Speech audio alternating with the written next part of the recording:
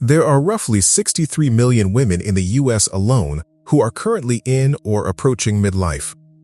Research consistently shows that 94% of them received no meaningful preparation for what this transition actually involves, not the physical dimension, and certainly not the identity one. That number is not 63 million personal failures.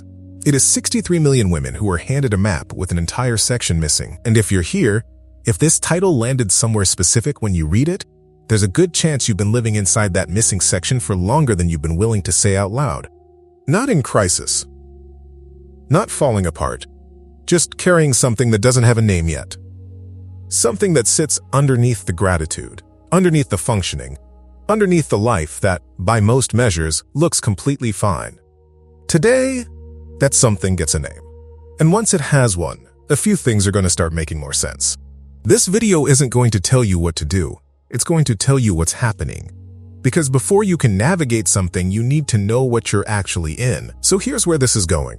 First, what you were prepared for and what you weren't, and why that gap exists. Then, what this awakening actually is beneath the surface explanation. And finally, what it means that you're in it, and why that is not the same thing as something going wrong. Let's start with the preparation that was there, and the one that wasn't. Think about the transitions you were actually prepared for. Not perfectly, not without fear, but prepared, in the sense that there was a script, a set of names for what you'd feel. A cultural story that said, this is what happens now, and here is roughly what it means. Pregnancy had a script, dozens of books, classes, communities of women who had been there, a language, trimester, postpartum, the fourth trimester, that gave structure to something overwhelming. Marriage had a script, imperfect, often wrong but present.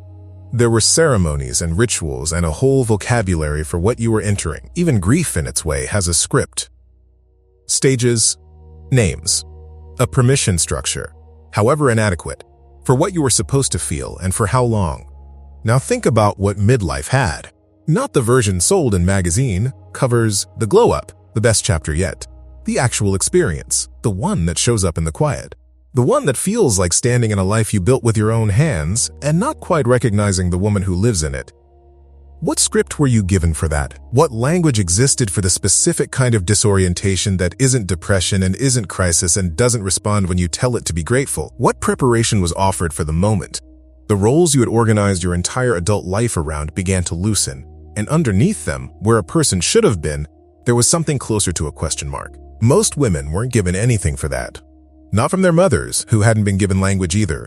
Not from their doctors, who were trained to manage the physical. Not from their culture, which had a story about midlife that involved either reinvention or decline. And very little that lived in the honest space between. The 94% figure isn't just about perimenopause education. It's about the entire identity dimension of this transition that has been systematically undertreated, under-researched, and under-named. You weren't unprepared because you missed something. You were unprepared because nothing was prepared for you. That is not a small distinction. So what is this awakening really made of? Beneath the surface explanation most women receive, here's where a lot of women get stuck. They go to their doctor. They describe the symptoms, the sleep disruption, the mood shifts, the feeling that something is off in a way they can't quite locate. And they come back with an explanation that is real and valid but somehow incomplete. It's perimenopause. Adjust the hormones, manage the symptoms, wait for the other side. And for some of what they're experiencing, that's exactly right. Perimenopause is real. The hormonal fluctuations of this transition affect sleep, mood, cognition, memory. They affect how the brain processes emotion.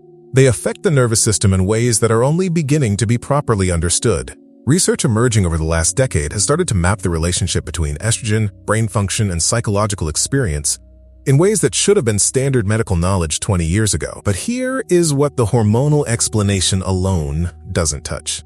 The hollow feeling that predates the first hot flash by years. The quiet accumulation of smallness. Each reasonable compromise, each ambition softened, each version of herself set aside for something more urgent, more needed, more acceptable. That isn't perimenopause. That is decades. What this transition surfaces, what the loosening of the roles begins to expose, is not a hormonal symptom.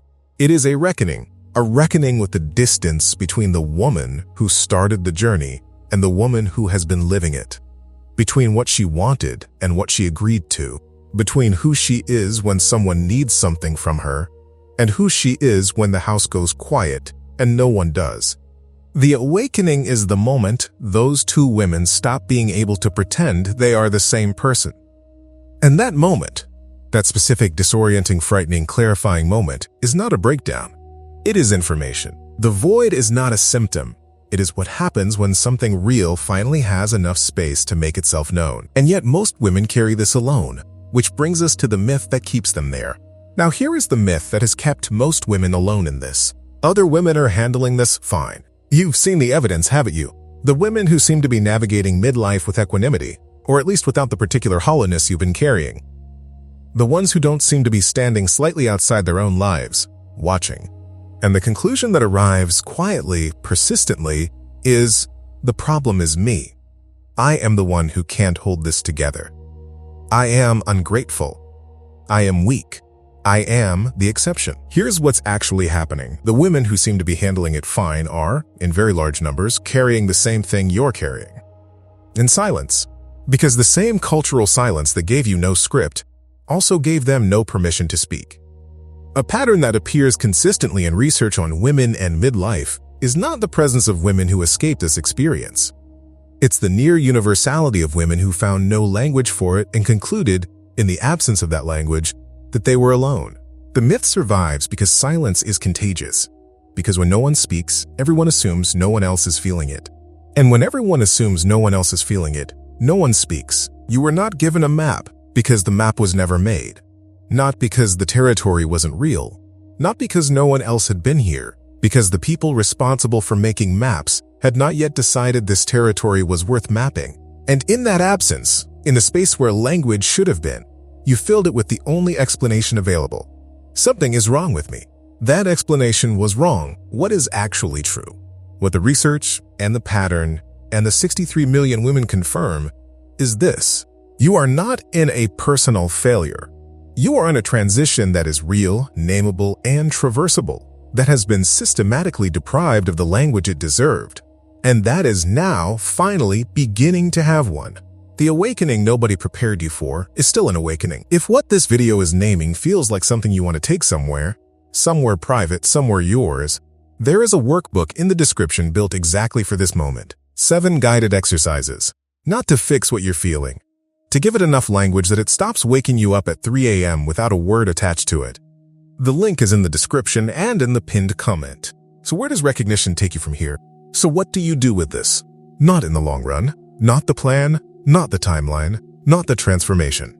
Just right now, tonight, in the next 24 hours. Here's what doesn't work. Deciding that because you now have a name for it, you need to act on it immediately. That because the map was missing, you need to draw the whole thing tonight. The women who try to solve this the moment it's named often find themselves in a different kind of stuck, rushing toward a version of themselves they can't quite see yet, abandoning the life they built before they understand what they actually want to keep. That is not the invitation here. The invitation here is smaller than that. And it's the only one that actually works. Give it a name first. Not the name for the whole journey. Not the name for who you are going to become. Just the name for what you are actually in right now. You are in an awakening, not a crisis, not a breakdown, not ingratitude finally catching up with you. An awakening, which, by definition, means something is becoming visible that was always there but couldn't be seen. The guilt that says, who are you to feel this when you have so much? That voice is not your conscience. It is the product of decades of being rewarded for making yourself small and available and organized entirely around other people's needs. It learned to sound like you. It isn't. What you are feeling, the hollow, the question, the gap, is not ingratitude. It is the most honest thing your system has produced in years. It is telling you that something real is asking to be known. And the first thing you owe it is not a solution. It is exactly what this video has been doing, a name. Because once something has a name, it belongs to a different category than shame. It becomes information. And information, unlike shame, can be worked with. You were never supposed to have this figured out already. No one gave you the tools to figure it out. And the fact that you've been carrying it this long, mostly alone, mostly in silence, that is not evidence of your weakness. It is evidence of how much was asked of you without the language to ask for what you needed back. If what got named today feels like something you want to go deeper on, the workbook in the description is the next step. Not a plan, just a place to take the feeling so it has somewhere to land besides 3 a.m. Link in the description and the pinned comment. What was the moment you first realized the life you built and the life you were actually living weren't quite the same thing? Here's what to leave with today. Not a framework, not a next step. Just this, the awakening you are in, the one nobody gave you a script for, the one that arrived without permission and without a name, is not a symptom of something broken. It is what happens when a woman who has spent decades organizing herself around necessity finally gets enough silence to hear the question she's been almost asking for years. The fact that no one prepared you is not a mystery anymore. There was no preparation because the people responsible for creating it had not yet decided this experience was worth naming. That is changing. Slowly, imperfectly, but actually changing. And this moment of watching this video and feeling something in it land, is part of that change. You are not the exception who couldn't handle midlife gracefully. You are part of a majority that was handed an incomplete map and told the missing section didn't exist. It exists. And what lives in that missing section is not a problem to be solved. It's a woman who has been waiting for someone to confirm that what she's been feeling is real. Not a phase, not ingratitude, not a hormonal footnote. Real. With a mechanism. With a name. And with a path through it that doesn't require destroying anything she built to get there. Not a rupture. A return. The woman who was always underneath wasn't lost. She was waiting for the map to catch up. Tonight, it has.